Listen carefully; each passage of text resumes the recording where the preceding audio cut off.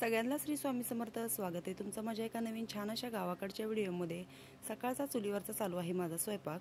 आमचा म्हणजे चुलीवरच स्वयंपाक असतो. पाऊस जरी पडला तरी चुलीवरच असतो. कारण काय होतं, आतमध्ये ना तिकडे खूप अंधार आहे, त्याच्यामुळे स्वयंपाक करायला नको वाटतंय. आणि गणेशने काय केलं, तिकडे उगाचच काहीतरी कपडे बांधून ठेवलेत, त्याच्यामुळे ते लावलेत असे पडद्या टाईप, त्याच्यामुळे जास्तच अजून अंधार होते, काढून देत नाही. तर आज काय भाज्या आहेत, तर तवा स्पेशल म्हणजे तव्यावरची स्पेशल मिरची, जी भरून मिरची करतो ना तीच आम्ही चिरून केलेली आहे. तव्यात छान अशी कांदा वगैरे घालून, म्हणजे कांदा नाही घेतला, टॅमॅटो लसूणची फोडणी. इकडे मसूरची भाजी बनवलेली आहे, तर त्या मिरचीला काय केलं, लसूणची फोडणी देऊन शेंगदाण्याचं कूट वगैरे घालून केलेली आहे. मला कमेंट्स असतात की ताई तुम्ही भरलेली मिरचीची रेसिपी दाखवा, तर मी जेव्हा करेल ना त्यावेळेस नक्की दाखवेल. तर मी सांगितलेलं पण आहे, बरेच वेळा दाखवली पण आहे मागे, तरी पण अजून एकदा ज्यावेळेस भरून करेल त्यावेळेस नक्की दाखवेन. रात्री खूप सारा पाऊस झाला, रात्री म्हणजे काल दिवसभर पाऊस चालू होता, आणि त्याच्यामुळे काय झाले, मी कपडे धुवून टाकले की लगेच पाऊस चालू झाला, त्याच्यामुळे मी कपडेच काढले नाहीत. ते कपडे आता सकाळनं सुकतील. आणि काढायचे आहेत रानातले टॅमॅटो, बघू ह्यांना विचारून. आणि उडीद पण काढायचं आहे, तर इंदुमावशी आज काय यायच्या नाही, त्यांना त्यांचा भुईमुग काढायचा रानामधला. आणि मग म्हणलं आपण जाऊन तोपर्यंत उरकून उडीद काढून घेऊयात. पण पावसाच्या ह्याच्यावर जर पाऊस आला तर मग मला उडीद काढायला जाता येणार नाही, कारण पावसाचा खूप गोंधळ होतो. म्हणजे काढलेला उडीद तो रानात आहे तर खराब नाही होणार, पण काढून ठेवला की खराब होईल. मग त्याच्यामुळे काय मी पावसाच्या ह्याच्यावरच आत्यान मी जाणार आहोत उडीद काढायला. तर वातावरण असं छान झालेलं आहे गावाकडचं. सगळ्यांना आमच्या म्हणजे गावाकडचं वातावरणच, प्रत्येकाच्या गावचं वातावरणच असं असतं. आणि त्यातल्या त्यात आम्ही राहतो रानात, त्याच्यामुळे खूप छान असं वातावरण आहे. तर काय झालं, पावसामुळे खूप सारं असं आतमध्ये पण ओलं झालं, शेळ्यांच्या इकडे पण ओलं झालं आहे, आमच्या इकडे पण ओलं झालं आहे. कारण काय, पत्र्याचं घर आणि पुढे छप्पर असल्यामुळे ना जोरात पाऊस आला की खूप असं हेच चालू होतं, गळायला चालू होतं. तर आमच्याकडे आज पाहुणे कोण आले, तर आलेली आहेत मामांची बहीण, बरेच दिवसांनी त्या आलेल्या आहेत. येताना बघा काय काय घेऊन आलेत, आळूची पानं, कारली, कोथिंबीर. आणि गणेश तिकडे मांजरांना हे करतोय, उगाचच त्रास देतोय. तर काय झालं, मामांना बघण्यासाठी ते आलेले आहेत. येताना खूप छान असं सगळं घेऊन आले, सीताफळं पण भरपूर आणलेत त्यांनी. मामांना छान असं खारी खोबरं हे असं सगळं घेऊन आले आहेत. मी त्याच्यानंतर मग लाडू बनवीन, त्यांना पण रानातल्या कामामुळे वेळ मिळत नाही, त्याच्यामुळे त्या घेऊनच आल्यात. म्हणल्या तूच बनव. आणि पावसाने केवढा गोंधळ केला बघा, त्या यायच्या आधीपासूनच पाऊस चालू झालेला आहे. तर काय झालं, त्यांना आता आहे ना चहा वगैरे करते. नेमकं ते आले तेव्हा मी जेवायला बसलेले होते, म्हणलं जेवण करावं आणि त्यांना चहा करा. ते मामा तिकडे बसलेत, आणि मामा पण काय झालं, आमचे मामा शेळ्या घेऊन गेलेत. आणि नेमका त्यांचा फोन स्विच ऑफ झाला. त्यांना फोन करावं म्हणलं, पण फोन काय लागेल. आणि छान त्यांनी येताना अशी ताजी रानातली कोथिंबीर आणलेली आहे.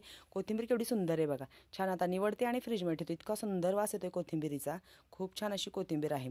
बरं झालं त्यांनी आळूची पानं आणली, आमची आळूची पानं खराब झालीत. आता आमची ज्यावेळेस पित्र आहेत त्यावेळेस ती पानं उपयोगी येतील, तोपर्यंत मी त्यांना निवडून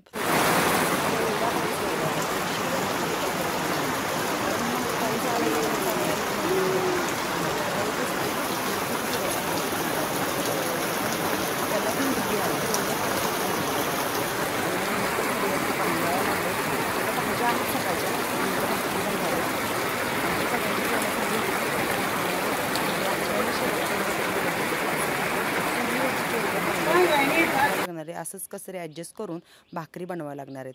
छान. मग काय केलं, पाहुणे आलेत आणि मी काय नवीन बनवलं असं हे होतच नाही. यांनी गाई पण घेऊन आले पाऊस उघडल्यानंतर, छान भाकरी बनवल्या. ते मामा काही नॉनव्हेज खात नाहीत, त्याच्यामुळे त्यांना ह्या दोघांसाठी, आमच्या मामाला ना आत्यांना बनवल्या छान अंड्याच्या पोळ्या.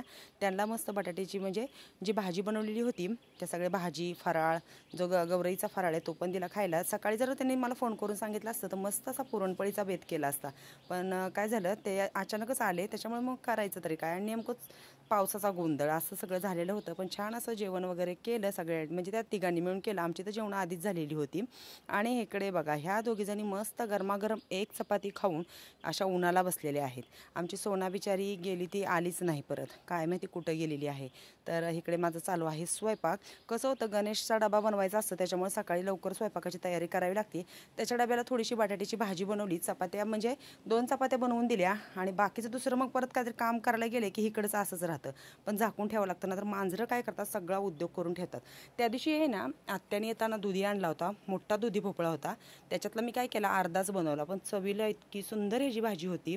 मला खरं दुधीचे वेल परत लावायला लागणार आहेत. मागे फवाऱ्यामध्ये काय झाले, आमचे वेल जळाले, तर अर्धा दुधी ठेवला आहे, तो मी आज बनवणार आहे. आत्यांची तिकडे आतमध्ये झाडलोट चालू आहे, त्यांचं पाणी गरम करायला चुलीवर ठेवलं आहे. काय होतं, एकीने चुलीजवळ थांबावं लागतं, एकीने आतमध्ये झाडलोट करावी लागते, असा गोंधळ होतो. आणि त्यातल्या त्यात पावसाचा खूप गोंधळ आहे. आणि त्यातच रात्री इतका जोरदार पाऊस होता की सगळं आमचं आतलं भिजलेलं आहे. तर हे बघा, कशा झोपा चालू आहे. खरंच ना प्राण्यांचं जीवन असावं, कशाचं टेन्शन नाही. तर आता मी काय करते, चपाती बनवून घेते, राहिलेल्या भाकरी बनवते, भोपळा शिजायला घालते. आम्हाला तोडायचे आहेत आज टॅमॅटो.